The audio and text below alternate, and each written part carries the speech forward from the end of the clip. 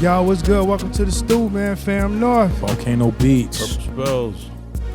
Yo, what's up, man? Yo, what's the deal? Man, bro, appreciate it, man. Man, been Shit. good, bro. Yeah. Been good. Yeah. Fucking around with this weather, though. Yeah. Oh, my man, nigga, in my complex right now, bro. Fucking AC off. What? Yes, bro. Like, I'm ready to go. Yeah, we ain't really been having ours on, but that's choice, though. Facts. That's different. Nah, niggas say, yo, this shit out. That's crazy. You know what I said this year, though, man, because they charge a little fee if you put an air conditioner in the window.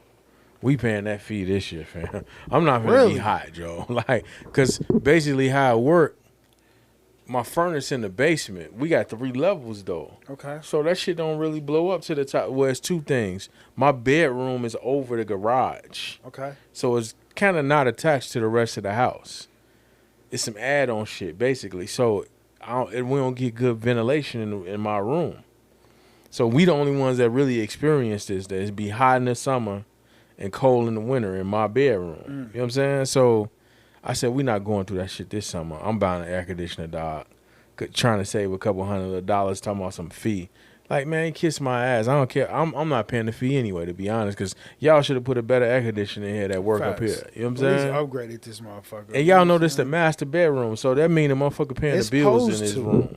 But it's supposed to, for it to be the master. Like, this bitch supposed to be nice and comfortable. That's crazy. That makes no sense. But I should be relaxing. I can't do shit about the winter. Well, yes, we do. We got the you know those little fireplace heaters. Yeah. We got one of those in our bedroom. The little the fake one. Yeah. Little but does that TV shit stand. work though? Yeah, it works. Okay. Yep. Right. So yeah, we got that for the winter, but the summertime it be hot in that motherfucker. So I'm like, yeah, I'm buying it. Matter of fact, I need to buy it now because it's about to start getting hot. Yeah, man. So So basically, only time I feel hotness is when I go upstairs, and I'm only upstairs at nighttime, so it's usually cooler now. Yeah, nah, man. Not when it get hot though. I feel like I'm living in a sweatbox. Like, yeah, that's crazy, up, bro. Like, you know, like I feel like we back in the '90s where we was taking showers every fucking hour and shit. Cause it was so hot outside and shit, and shorties, you know what I'm saying? Or filling the bathtub up, act like you going swimming and shit, cause it was so hot. You know what I mean? But yeah, man. Besides that, man, been definitely learned a couple of things this week, man. For different switchers, does different things. Like they all have the same concept. It's just different layout, different ways that they do things. Which is pretty dope. Like, I was taking a class on the switcher, and I'm like, man, I know this shit because we got the Black Magic, right? The A10 Mini. So I'm like, man, I already know all this right. shit. So I'm like, I ain't got to read this shit. I'm just going to take the quiz. Failed that motherfucker. I failed that motherfucker. Right. You know what I'm saying? Because this one it was a different type of switcher to where the cameras can go in. You got 8 inputs. The first 6 can be all network, like all Ethernet. Okay. You know what I'm saying? Or you can go all 6. Well, when it's like that though, those are mostly PTZs, right? Yep. Okay. Yep. Because like, well, hold on, because one of our Black Magics we can work on a network, which is the we got? Okay. Yeah, that bad boy right there, your camera right there is an Ethernet. See, I thought that the Cat 5 connection wasn't strong enough to send 4K and 6K. Well, with this one, it's powerful. You know what I'm saying? I thought you needed SDI or something. Nah, it's that's love. especially if it's PoE. Right. But yeah, with this one, we can definitely control, do all that good stuff with it. So with these, that was their main thing, networking. It was a Siri, it was a Siri and networking type of switcher. You know what I mean? You could do HDMI or Ethernet, which was dope. You know what I mean? So now you sending signal, over IP. You know what I mean? You just going like they pretty much broke down for me. I can be able, so with this particular switcher and probably other switches that's on networks like this, you just put in the IP address and you can run everything from your crib. Right. You can run the whole show from your crib as long as you know the IP address. Mm. I was like, that's what I've been trying to do. Yeah, that's crazy. Yeah, that's nuts. Perfect. So, of course, I finished. Of course, I went back, learned everything, and made sure I got 100. Right.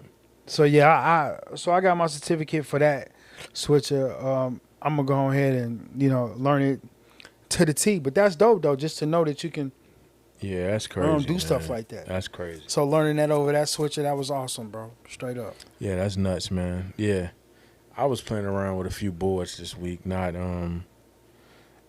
yeah, I was about to say I ain't learned nothing new. I did. I was playing around with that DM7. I seen that bad boy. Yeah, that mod is like, cause like the DM series had me scared for a second, keeping it real.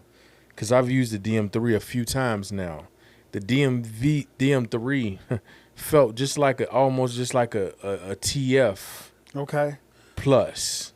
Plus, where the plus come in? Because I know the TFs is limited. Yeah, well, the way you get around, like some of the way you get to the buses, like in the on the app and all of that stuff, it felt real TF-ish to me. Okay. Even just the interface, the way it looked and just navigated. Obviously, it's a better board. The 96K sound engine, it's got, you know what I'm saying? If you got the one with Dante built in, all of that is a better board. But it felt like a TF to me. Getting on a DM7, nah, man. Like, yeah, this is just like if you spent a lot of time on a CL or a QL, it feel like a luxury upgrade, man. It's got some stuff that I've been using. You know what I'm saying? I was using the D Live a lot these last couple of years. It's a few things on there that like remind me of like some of the D Live, some of the patching matrix and all of that stuff. Even though that might have been on the CL already. I've never built the show on the CL, so I don't know. But I don't think it's on the QL. I don't remember seeing that.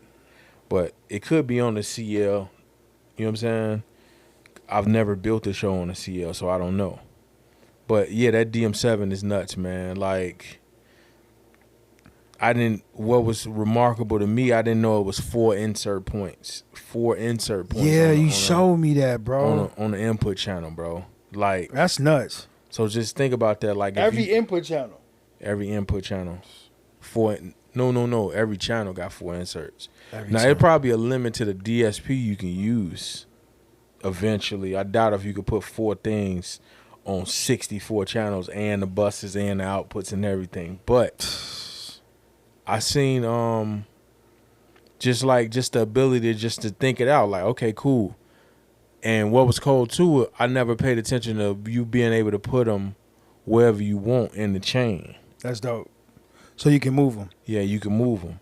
So, like, let's say you can use input 1 for the Dugan, insert 1 for the Dugan, insert 2 for like a Neve or something, or let's just say a graphic. Insert 3 for a Neve or something to give you some volume or something after you gutted it with the graphic. And then, boom, you can put waves behind it, literally. 4 insert points, fam. The joint got Dante standard, so you still got a card slot. So you can still put waves on the board. Wow. Yeah, it's nice, man. Like, and I thought it was going to be bigger. It's not that big. It feels like it feels a little bit smaller than the big Midas.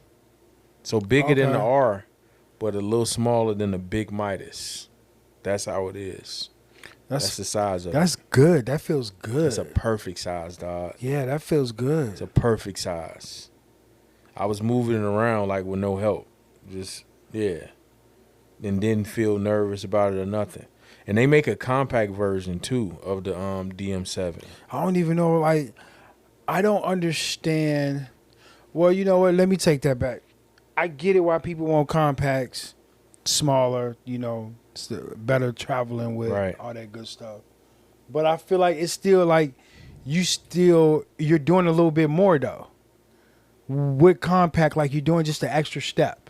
Right. Compared to having that full, it's there, right there. That right. Compact, I gotta hit a extra step. So if you okay with the extra step, you're right. You losing some of the speed or some of the luxury you paying Yeah. Well, $25,000-$30,000 for. You know what I'm saying? So unless you're gonna I do get custom exactly what layers, you and mean. that's understandable because now you putting everything, but you still doing an extra step though. Right. It will always be an extra step coming from something that big. You know what I'm saying? Like the DM, like the main new Yamaha. Which one that was? That's the DM1, right? That got like what, 8 faders, 4 faders? How much the DM3, the The small one? DM3, yeah. Yeah. That got I think like it's got 8. I'm 8 not faders sure. on Yeah. that joint. You Yeah. know what I'm saying? So it's like you go from running a 16 channel board to an 8 channel board, you got that extra step. It's Right. going to always be that extra step that you fall back into. But Yeah. if that's your workflow, that's your work. That's perfect for you.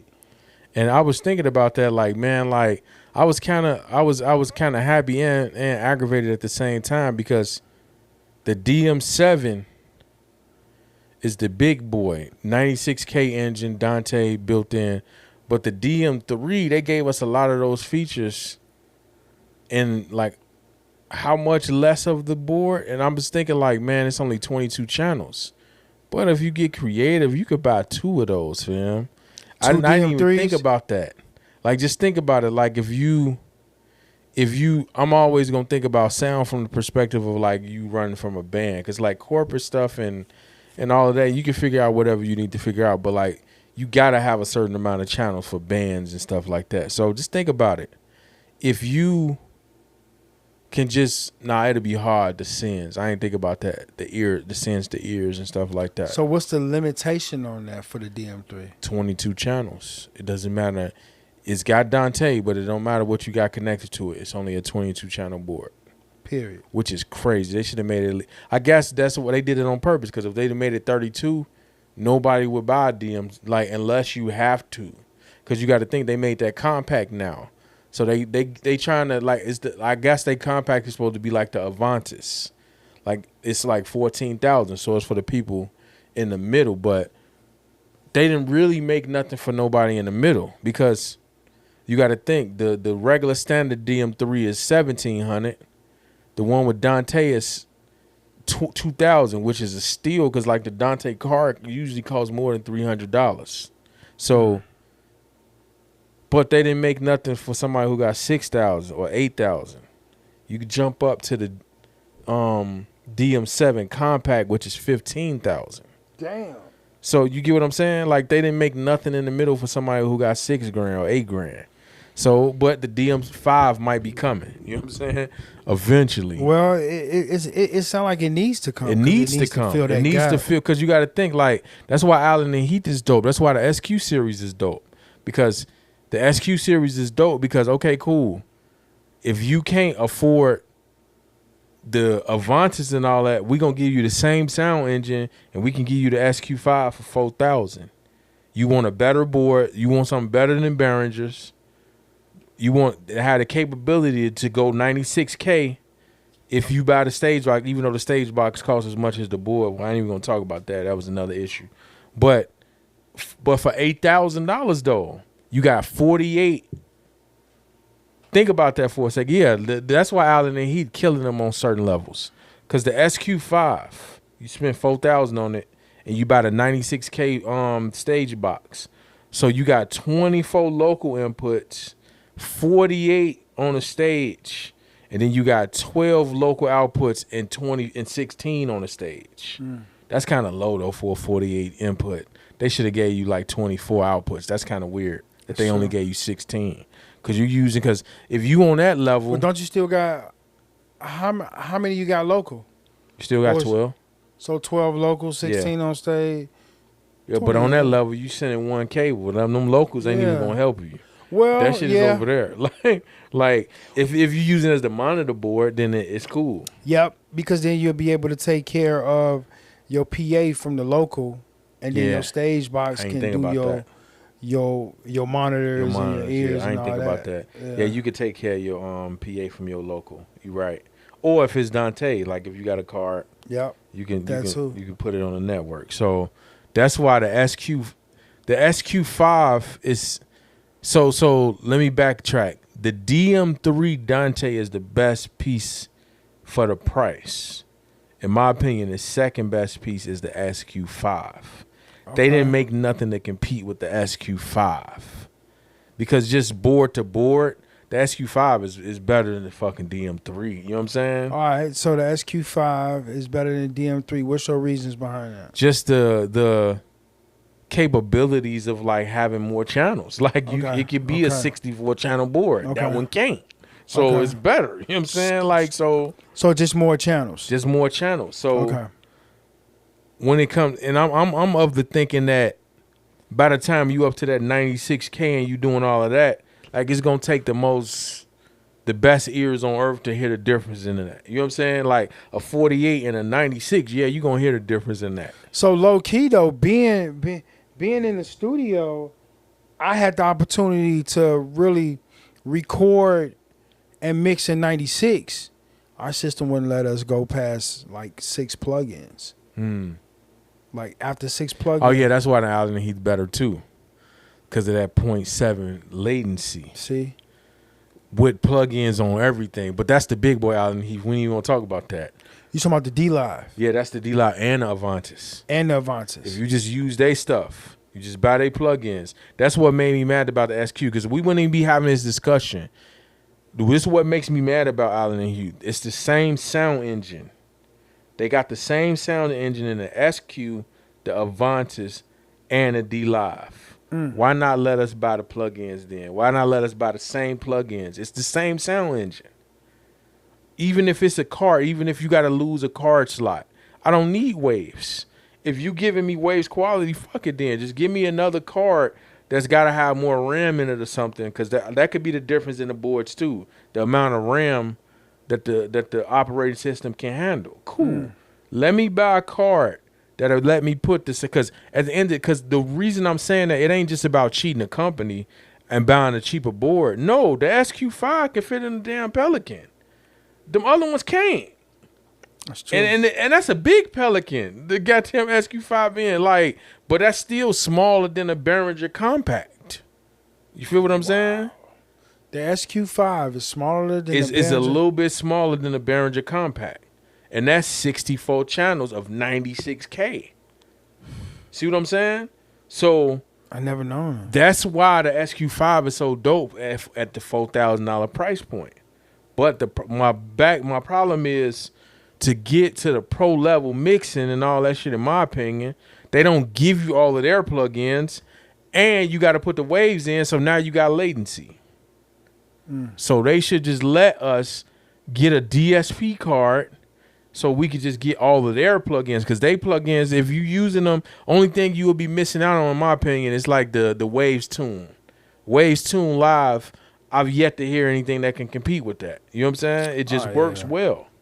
But the other stuff, the Allen and Heath figured out a lot of that, man. Like they dying for. They dying for is fucking with F6. You know what I'm saying? Really? Yes. Okay. And on the big boards, you can put it on every channel. I gotta flip this board. Yeah, man. it's dying 8 on the big boys. You can put that, it's the dying 4 on the SQ. But on the big boys, it's the dying 8. It's fucking with F6. So, and I dug into the Yamahas. They don't got nothing to compete with that stuff. They premium plugins are dope, like that Neve stuff and all of that. But they ain't got no dynamic EQ. That MB. I don't like that MB. That multi-band they got, I don't like that. Why? It's cool. It just ain't like it don't do. It don't gel for you like. It just don't do what those do. Cause like I'm compressing based on volume at a certain frequency. A multi-band can never compete with that. With a dynamic EQ. A multi-band can't compete with that. Or you know what I'm saying? Like, cause this person, when they get loud, that's the only time I'm hearing this out of their vocal. So I'm not gonna use a de-esser. I'm not gonna just gut out the vocal. I'm gonna use a dyne 4 or a dyne 8 to just cut it, just like F6 would, to just cut it when it gets too crazy. You can't compete with that with a regular multi-band. Yeah, nah. You see what I'm saying? So It's gonna smash the whole. yeah, it's gonna smash up that whole frequency range all the time, not just those frequencies that's bad. And what's cool about the dyne 4 is you can solo it just like you can plug in real life and just hear it. Oh, like, cool, I got it now. I got that thing that sounding weird. We can solo that. You do it in sound check, obviously. You solo that, and so you could just hear the bad. Okay, I found it. Boom. Now I got it. So, but back to the DM7. The DM7 is nasty because, obviously, like I said, with all of that stuff, the DMs. Well, let me put it to you like this: on like corporate gigs and stuff, you got to be doing all this routing and all this crazy, like doing all these mixed minuses and all of that. Yeah, because it's Yamaha. They thought of all of that. I don't think Yamaha is the best board to buy when it comes to band stuff. Wow. Just because, like, they don't think of it like that. Like, some of the stuff you got to do to, like, just route subgroups, and it's just not the same as it is on other boards. You feel what I'm saying? Yeah, and this is me just playing with it the other day. The X32 let me do some good things with my subgroups. Right. You know what I'm saying? But I did a gig with the QU16. It didn't really let me play with no subgroups like that, bro. It don't. It's weird. That board Like, is weird, fam. Actually, I don't even think it got subgroups. Yeah, that board is weird. I had one at a conference one time, and man, I wanted to throw the board. It was a big show too, man, and I had to figure it out in like 2 hours. I hate that board. Yeah, bro. I was upset with that too. I was bro. mad because I'm like, man, I know this was like at least $100,000, $150,000, and y'all gave me this crappy board, fam. Y'all could have gave me a real board. Y'all gave me this. What would you would have wanted? A Yamaha. Give me a QL1. That's all I needed. So that's what I think. Like, hopefully they make a real mid-range board. Cause for like when it come to corporate, cause man, I had the QL1 on shows where I had the producer or somebody just come to me day of, and I got to do all this crazy route in the hour. Man, none compares to the Yamaha when you got to do crazy stuff on the fly sometimes when it comes to routing. But it just like, so it's great when it comes to like live broadcasting and corporate shows, and you feel what I'm saying? But music, I think the Allen and Heath is better. Okay. That's good conversation right there. So, Allen and Heath for music, Yamaha for corporate. Yep. Okay. That's It's good. like what we was talking about earlier, man. That's like good. keeping it real. Like I was laughing. I was talking about Mike Spraggs. He was saying it from Allen and Heath. He was like, man, y'all come rock with us, man. Don't be rocking with no company that make guitars and motorcycles too. We just make sound equipment. It makes sense because, like I was telling you, I'm kind of salty about that. Of course, yeah, I had a chance to buy it. I didn't think the DM3 Dante was that powerful and that worth it. You can't even buy one right now.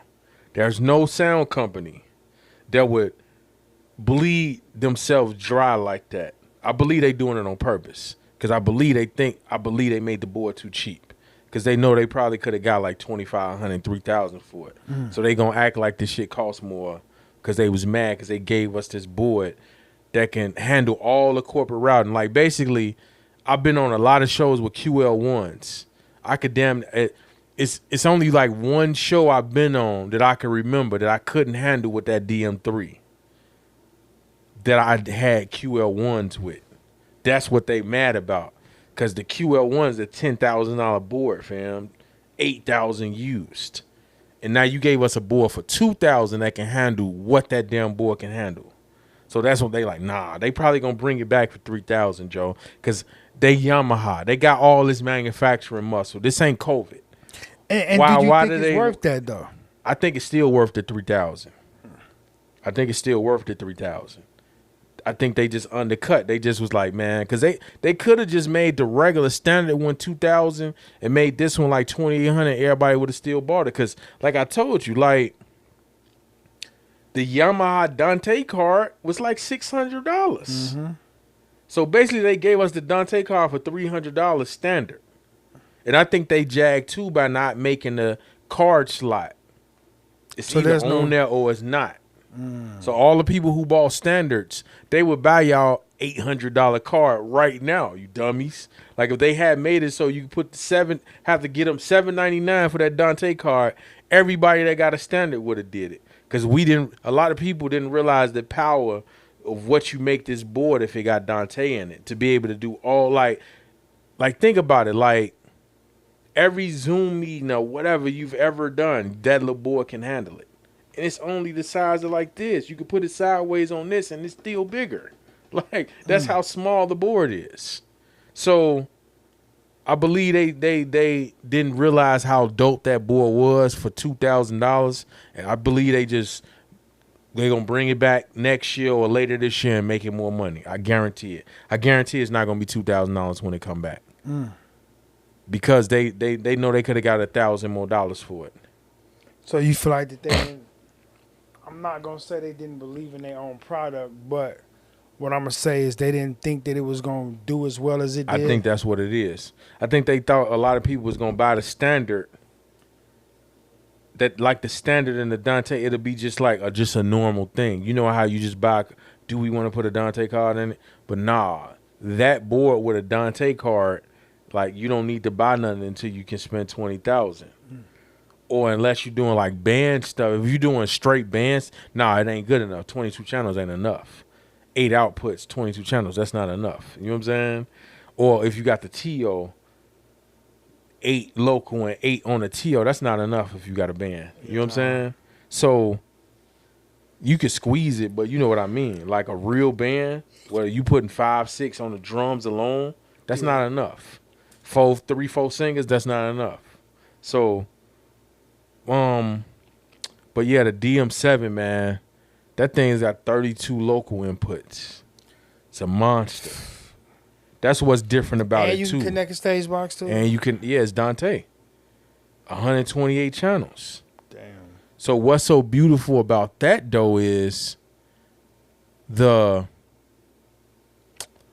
so beautiful about it is majority of all the other boards that compete with it, they ain't got 32 local inputs. You got to think about your Digicodes and all these other companies that only giving you 6 right there. 6 or 8. 6 on the local, and 8 maybe you get 8 outputs on the local. They gave you 16 and like 24. Nah, it's 32 and 16. My bad. 32 and 16 local. Because they smart. They know what a lot of people going to be using. Yeah. It's going to be a lot of people installing these. There's going to be a lot of people using these for like corporate like events. Like the company I'm working with now, they got 2. One of them is going to be monitors. This board is perfect for monitors. This board is a monitor board. You know what I'm saying? Like it's perfect for monitors because it's got 16 local outputs on it. It's perfect to be the monitor board. That's beautiful.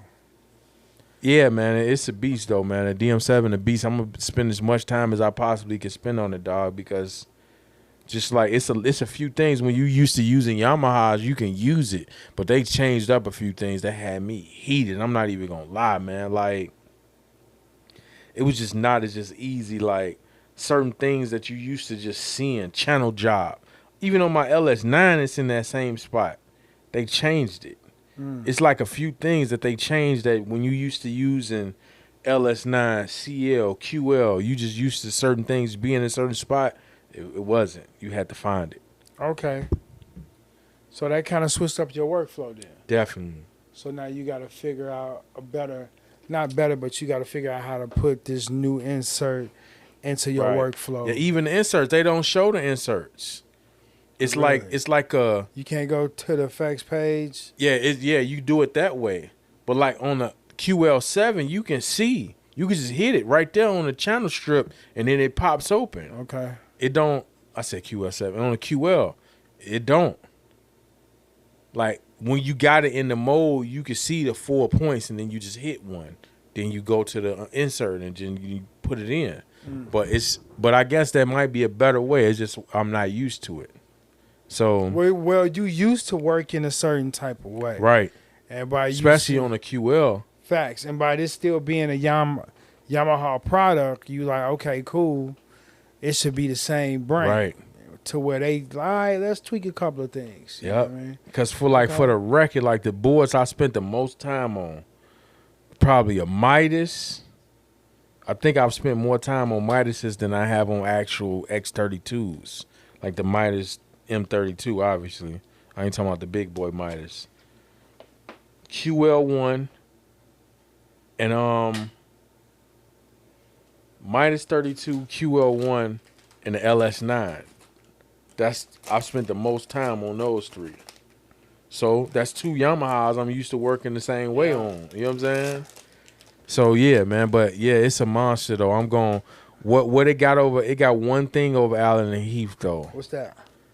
Allen and Heath D Live. Your processing, like your time-based processing, like your main stuff, it can only be on the right screen.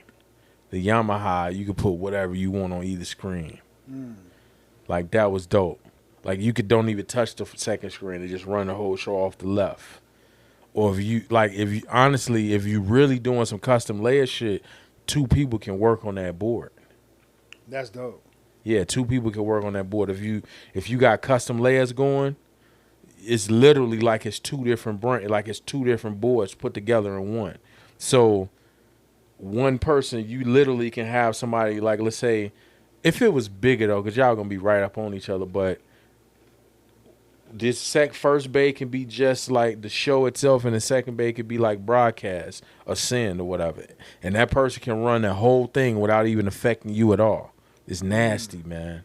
It's like it's 2 boards in one. I know that's what was crazy. I'm like, when I hit something here, it don't spill over. Like you gotta tell it to spill over. So everything, both sides is independent. It's crazy, so man. if I wanted to, I gotta have my main PA set up here, right? And then if I'm running the monitors from this same board, and somebody asks, let's say the drummer asks for his mix is mix 5, I can have the drummer mix here and my PA mix here. Yeah. That's beautiful. Or even just something doper than that. Like if you, like your main processing and DCAs, you could just leave them on the right side. Like, cause like I told you, you can go grab anything you want on the screen. So you could tell, like, it's a little scribbles, not a scribble strip, but it's a little thing that you tell what you want these faders to be. So I could just make those my DCAs. Your mains, obviously, on Yamaha, you got the little standard mains. That's where they got it over Allen and Heath a little bit too, because Allen and Heath, the good and the bad part about the Allen and Heath is you can make any fader anything. So there is no master faders on the Allen and Heath. So you make whatever you want. So you could be the problem with that is you can be in a fucking in a bank that ain't got no master fader on it. And some shit happened, like you ain't got no master fader just to turn down. You know what I'm saying? So that's a bad thing about it. But the Yamaha, what's so dope about that is I can have my DCAs up on the right side and all my main processing up on this screen, and it just stays. And I can still run the whole show on the left screen. In the left side.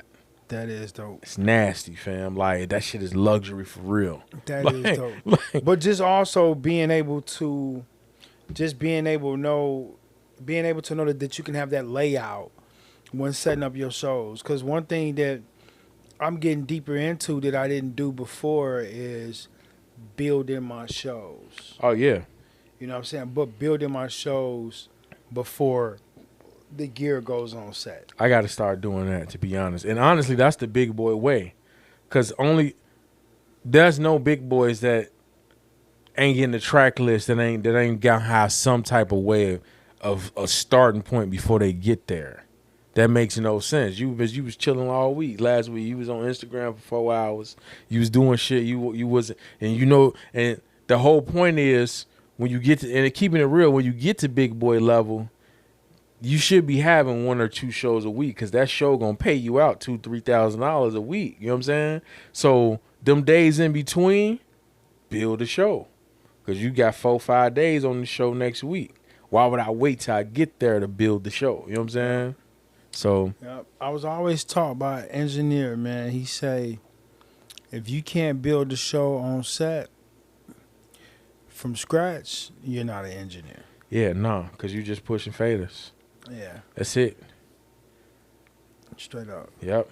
Shout out to Sis. That's who said that. Yeah, you just pushing faders. And I Shout out to honestly, you, Sis. it's a lot of situations I realized I was just pushing faders, though. Feel me? Like, I was talking to a lady about, like, what boards I can use or whatever, local too. And I was honest with her. I'm like, nah, I was just pushing faders on that one. I don't know how to build a show on that one. No, I'm not going to. The Digicodes. What I've board never was that? built a show on a Digicode. I'm just pushing faders on. Then you know that's the one you tell them for you can run a 9 and a 10. They start salivating. Yeah. But then Because you that's let how them they know. use You a tell local them the tool. truth. Like, man, I've never built a show on a 9 or a 10. I know how to run it though. Then like, you know what I'm saying? So That's what's up. So let's get into our main topic. Behringer. they on some other shit, man. They version of the 1073. Right.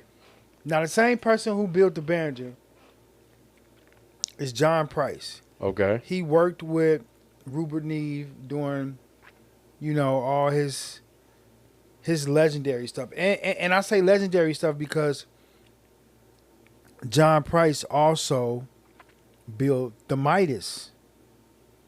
Yeah. Like so what did he do for Midas? Like the old school analog Midas?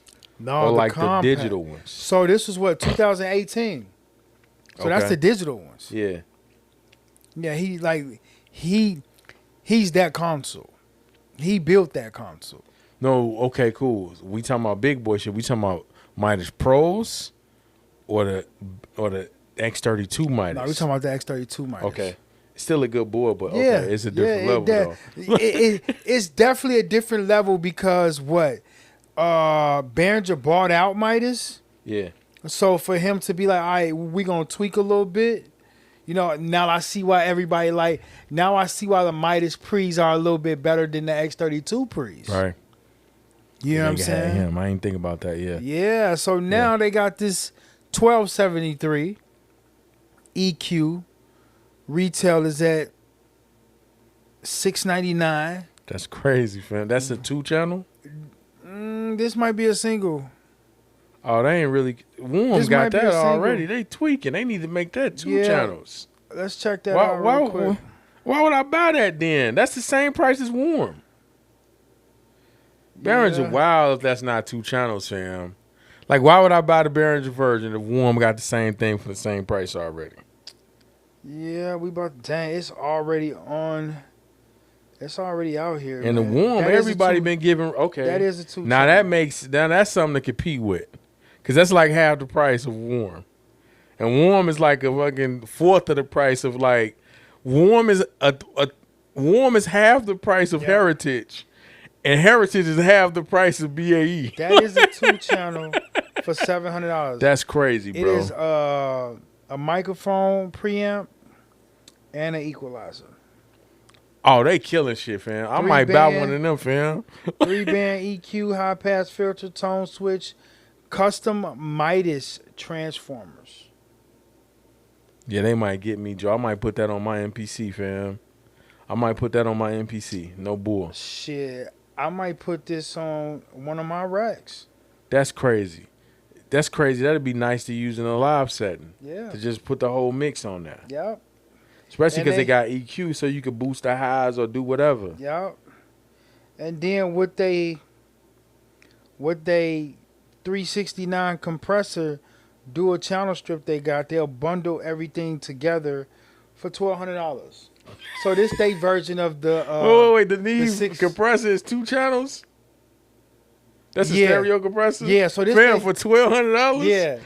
Yeah. This they version of the what is this, 3609? Yeah. This they version of 3609. So they giving you get a 2-channel preamp, microphone equalizer, and then a dual compressor channel strip. They said a dual compressor channel strip. Now I want to figure out why is this a dual compressor channel strip real quick.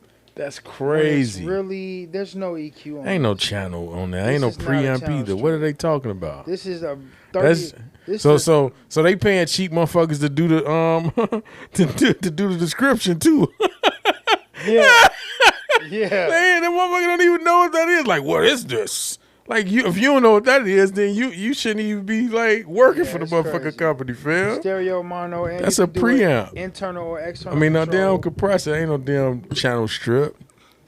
But Yeah. that's crazy, fam. Behringer on some other shit, man. Yeah, they is, man. Like, cause all three of them, they just killed Warm, keeping it real. Cause like, I think when Warm first came out, they was more like, I ain't gonna say they was hand done, but it was like more custom almost. Now, Warm just using Chinese shit too. So why Behringer giving it to us for half the price? We need to see how this shit sound though.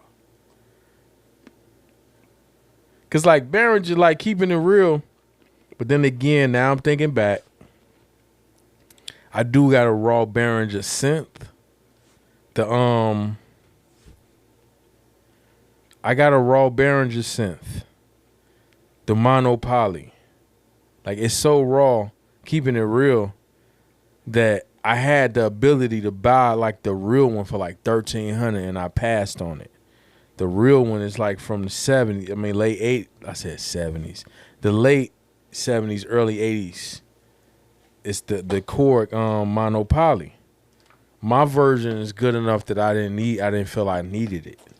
So what you saying is, this $1,200 package. No. be a Let me hit. finish. Because I had the Behringer Poly D. I would have threw that shit out the window. Okay. I literally bought them at the same exact time. I got both of them for like $1,200. One of them, the quality is phenomenal. The other one barely can fucking keep it in tune. We talking about a brand new keyboard, and you couldn't even keep it in tune. That's the problem with Behringer. And it's not even a problem of the product itself. So it's a hit or miss then. It's a hit or miss even within the product. That's what I was about to say. Like, I can see, okay, if you just know, okay, they didn't do a good job on these. No. You and me could just buy one at the same time, and yours could be phenomenal, and mine could be shitty. That's the problem with Behringer. So literally, it could be the greatest product in the world or the worst. Because I got the Odyssey. I love the Odyssey. I wanted the Odyssey so bad. I could not even get this fucking thing in tune, dog. Like, it was like, we talking about somebody who uses 50 year-old synths routinely. And I can't get a synth that's 2 years old in tune. I return that shit. So this ain't just somebody who just, like, cause you know the average motherfucker, like, we start buying like Moogs and shit, and niggas get bougie, like, man, I got Moog. I ain't no. I bought like 3 or 4 Behringers in the last couple years. The Deep Mind, that's different though. The Deep Mind is phenomenal. But I got the Poly D before I bought honestly, how whack the Poly D was, that's the reason I got the Mini Moog. If the Poly D was decent, I would have never bought the Mini Moog because I already had a Voyager. Okay. So the Poly D was so whack that I wanted the real thing. The Odyssey is so whack that I'm actually looking for ARP 2800. For those that know, the ARP 2800 is what's the name of the Odyssey. It's the real thing from the 70s. Okay. So I want an ARP 2800, a real 70s one. I would have just been cool with the Behringer version, but that shit was whack. And it could just be the ones I bought. Somebody else can. Yeah. Like, I be seeing people like they got the real things going back and forth between, like, man, this sounds almost the same. So they got a good one then. I just got a bad one. And that's the bad part about Behringer. So, well, you said it. It's pretty much a hit or miss. It's hit or miss, bro. I feel like, first of all, at that price, for what we know it's supposed to do, my thing is, if I just get that, mission accomplished. Yeah, What more else do we want this motherfucker to do? right. The thing is, if it don't, for me, for Neve, I'm looking for mids. If I get this bitch and it's just, it give me a whole bunch of high end, I'm done. Yeah. You messed up. And then for the compressor, that compressor is a really fast compressor. It's very fast. A 3609. Mm-hmm. Is it the 3609? I know which one you talking about. I thought it was 33609, something like that. Yeah, I don't yeah, know what it yeah, is. yeah, yeah. You're right. Like that The bad boy. Neve bus compressor, Yeah, man. We know what it is. that Yeah. bad boy is beautiful, Yeah. but it's fast. Yeah.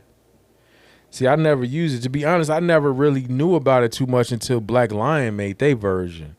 Okay. So that's when I started knowing about it a little bit, but I didn't really know about that.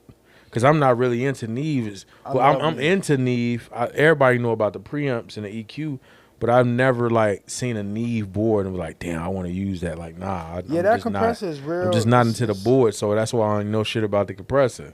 Yeah, that's definitely VCA, if I'm not mistaken. Yeah, I'm pretty sure. Yeah. That bad boy it's quick, bro. But remember, for me, I just have to treat it different. If my signal's already high, I come back down with my signal, and now I'm feeding my signal into the compressor Right. a little bit more. So now I know if I want to do 3 dB, I'm grouping everything and sliding everything down till it's hitting 3 dB, and then I just do my level gain right there. Yeah. I get that. You get that punch, you get that mid. You know what I'm saying? It sounds great. It'll be dope for a live setting, man. Yeah. Cause I can even see using that for a drum bus insert coming out, going in, coming back in. Well, Yeah, to be honest, I want to do that, man. I want to do like some analog inserts on stuff. Yeah, me too, bro. Like it's this the shit we do. Like we got. That's why I say, like, when we put this gear out for sale, if don't nobody buy it, man, we putting that shit in the rack till they buy it. Because honestly, that's why something like the SQ would be dope. Like I said, they just got to stop playing and give us like the real plugins. Because like, think about it. Think about how many inputs and outputs is on that local. All those inputs and outputs local. So you 24 inputs and it's like 12 outputs local. So you could do all that bus routing to your hardware, and you still got the stage box to go to the PA and get from your inputs from the stage. So technically, the SQ is probably one of the best boards when it comes to like using straight analog, because the big boys, the only problem because the Yamaha is dope, but the Yamaha got latency when it comes to Dante and all of that. You feel what I'm saying? Like you don't really feel it, but it's there. like you know what I'm saying? Or it really ain't nothing else to say. Shit, it's there. So the Allen Heave got better latency than that. So even though you still gonna get some latency because you're getting your signal from the stage and then you sending it through analog ins and outs. So yeah, it's gonna be some latency though, but that would be dope to try it though. I want to try it. Yeah, man. So what I was told was, it's always gonna happen if we come out anyway, right, and come back in. Yep. So yeah, I definitely want to try that, man. Probably something we got to play around with too. You got to play around with the times in the studio with first, the delay times. Well, honestly, playing around the studio ain't gonna help because the speakers is 100 feet away, 50 feet away. Facts, but this is what I mean. Like I mean setting up a PA in the studio. We got the board. Let's hook up those inserts in the studio, and play around with that. Right. You know what I'm saying? Just to see the sound that we want. You know what I mean? Of course, we need to have it from a distance to really feel with the sub and the low end and all that good stuff. But, sometimes we got to use what we got to use. Yeah, we got to use. And then also, that's what smart come in too. Yeah. You know what I'm saying? If you seeing that low end build up, you know what you can do in a certain set of room. But then again, that's where that software come into that we was talking about. What was it, CAD? You're talking about the CAD to build the rooms? Yep, to build the rooms. If it's just so much that goes into it, but I feel like starting at where we know best, that hardware, starting there, everything else will fall into play because we'll start picking at, okay, cool, we know if the room is 500 square feet with a height that's 12 feet tall. You know what I mean? Okay, bet.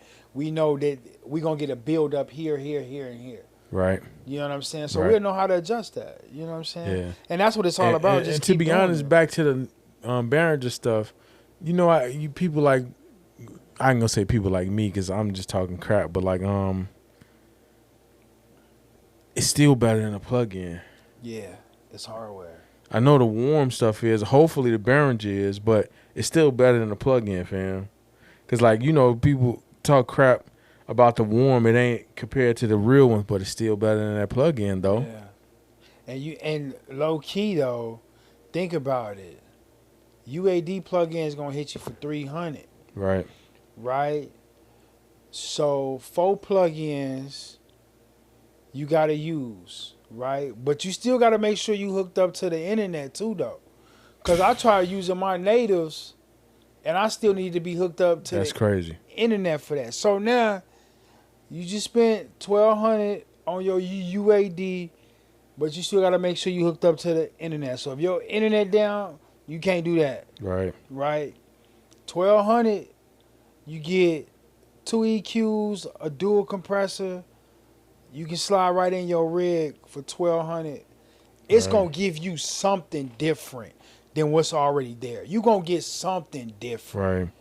Even if you just boost the low, you're going to get some. So now I'm thinking, give me a DBX drive rack now. Right. I'm coming out my speakers. Okay, bet. Now I'm inserting this into it now. You gonna get something different. Right.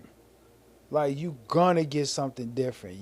You are. For the question is, for $1,200, is it worth it for your rig?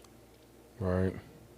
Is this okay for your rig to say? Like I say, I'm probably gonna get that the Neve joint and put it on my drums. Yeah. Because I remember I built me a chain far as like that I thought sounded decent, but it still don't got that texture that I want. So yeah, that might. the Neve one might sound That just good. might You know what I'm give saying? you that texture, man. I want to see what's our. Because what I'm gonna do though, I'm gonna give myself an analog interface. Cause my MPC Live, man, that's why I came to the realization I got all these MPCs and I've only used one in the last year, man. Like, why do I got all of these? Especially that one, I can make it sound however I want it to sound. Because that one MPC Live, you can hook whatever interface you want up to it and use the A to the D and the D to A from the interface. You know what I'm saying? Yeah, this is gonna be nuts. My Antelope, so I like the Antelope Q, Zen Q. So you telling me I could use $1,000 interface to be my ins and out on this MPC? Why would I use any other MPC? That makes no sense. I don't care how good Dilla using 3000. He wasn't using no damn interface like the A to D that sound like this. That this $1,000 interface giving me. So run that into the warm joints. I got a whole nother sound that nobody else got.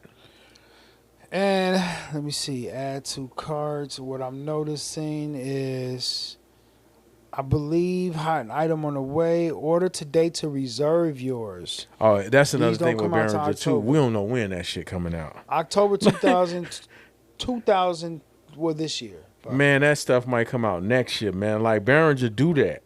So for a single channel warm is $800. Yeah. With the EQ, yeah. Wow.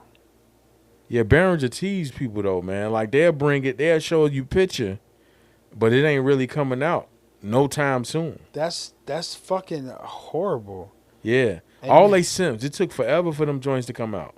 In the back, you got return sends, line in, mic line in, and you got line out, XLR or TRS. Boy, they letting you they got inserts on those? Yep. Yeah, that's crazy, man. For each channel. That's what I mean. So you can do a dual. So hold on, let's see, is this true stereo? All right, y'all. Yep, you got an insert point, but it don't tell us if it's true stereo. So these might be two mono channels. But it's fine though, because I'm just gonna leave it like. See, the difference with a Neve is it's got the notched.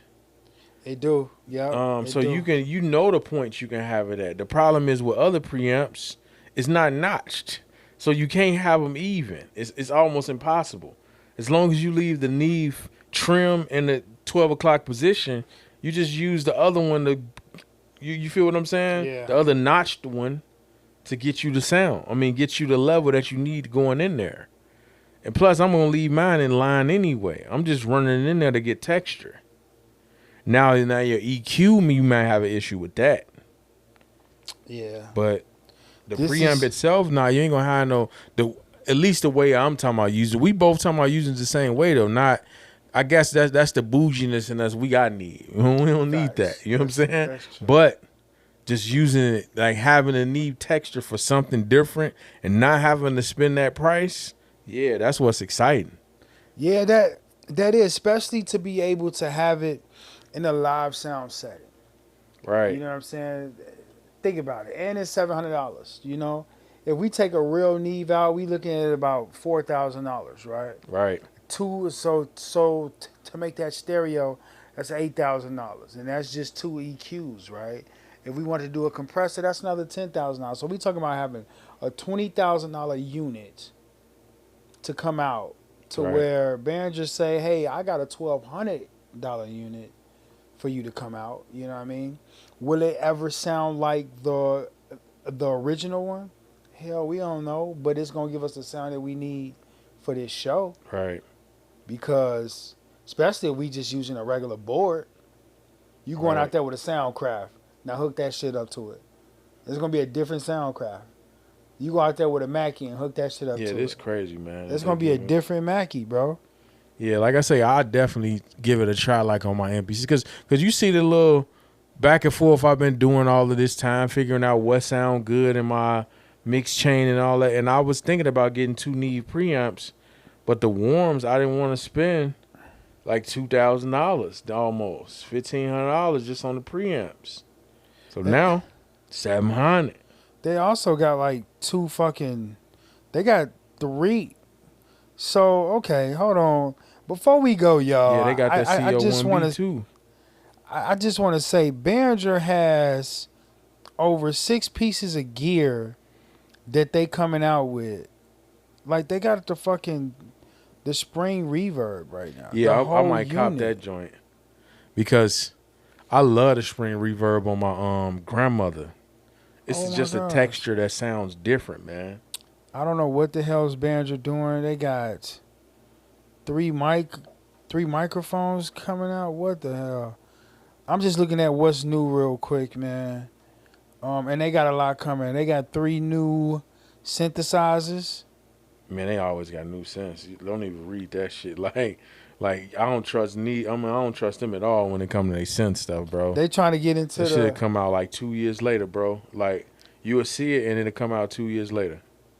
They're trying to get into the wireless game now with their mics. Yeah. Now that's wild. Like they don't understand. That's a different animal. Like you don't play with that animal, Joe. They wildin'. Yeah, if you ever use an Audio Technica fucking wireless mic, you will know that some people need to leave this alone. Leave that shit to Shure and Sennheiser. Everybody else stop it. Yes, man. They got a wireless pack coming out. Yeah, they wild trying to come out with wireless. It's funny that you said that you never know when they stuff coming out because all they stuff, I'm going to count this shit out. Man,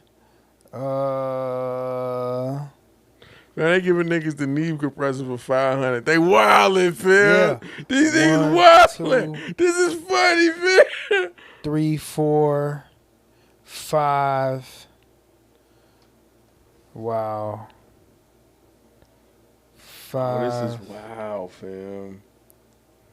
Behringer wildin'. Damn, I ain't got no strength. Wow, bro. You know the they dual stereo compressor is only $500. What's that? The one that you bundled together for $1,100. They ain't even giving you a discount. Actually, oh no. Well, they gave you a discount when they made this motherfucker. It's only $500. I guess. Well, I gave you $100 discount though, because that joint $700. So it'd be $1,200. 7, 8, 9. 9 new items that's pre-ordered, bro. And about 4 of them motherfuckers coming out. They lying. You know what? We need to do a hit or miss. It's worth buying this shit to figure it out. A hit or miss. But the only thing though, I'm anti dual mono compressor now. I'm done with that. It's either a stereo compressor or it's a mono. Okay, or if it's 2, I'm using that shit on snare and drum. Snare and kick. This is not a stereo to me. If I got to go through and fuck with both of them, it's not a stereo. That's true. So the left and the right is never going to be the same. So is this what they saying? What's that? Like, is they saying that one is one? I'm guessing like that if you put it in stereo, it's going to bypass the controls of the first one. But that shit don't never work right for me, fam. I always still have problems with, because the problem is, it's not the controls. And that's what they not realizing. The output is still like independent. The output is still independent. Like, so if they took away the output part and it all became one, then I'm fine. But on those dual mono compressors, the output is still independent. So you still got to play around with, if the left is louder, the right is louder, then no. It's either stereo or it don't exist. So like a G-bus, that's a stereo compressor. Yes. You feel what I'm saying? Yes. Like any G-bus style. Not just giving SSL the problem. Well, they invented it, but anybody that ripped off the G-bus, that's a stereo compressor. The rest is just dual mono that you buying them to have multiple uses, I guess, because you can run 2 signals through at different times if you just mixing. You feel what I'm saying? Or like we like to do, just reamping shit. Like you could run 2 things in at once. But no, I'm anti dual compressor, dog. So I won't be buying that one, the Neve one. I won't be buying that. Like I just had so many issues trying to. No, I'm not doing that again, fam. Well, that's how I felt with the 2 warm EQs that we have in that too. I can never get those 2 suckers to be the same. Cause they cool, but just think about it. The SSL Violet EQ, you'll get better results because it's a stereo, and you ain't got to worry about trying to. If this one sounds different than this one, nah, I'm cool, fam. I just want a stereo EQ. That's it. That's true. Yeah. But what is cold though? True. The Claiborne shit. Is it Craneborn? Some shit like that. Craneborn. When you connect them, they connect wirelessly and they start reacting together. Yeah, and they just 500 series shit, Joe. Like, how did they make something like this? I don't know. But you get 2 of them and you can get them to start reacting to each other. So now when you boosting and cutting, it's really happening on both. Okay. Shit like that. So on that note, I'm Fam North. Volcano Beats. It's the stew. We out. Peace.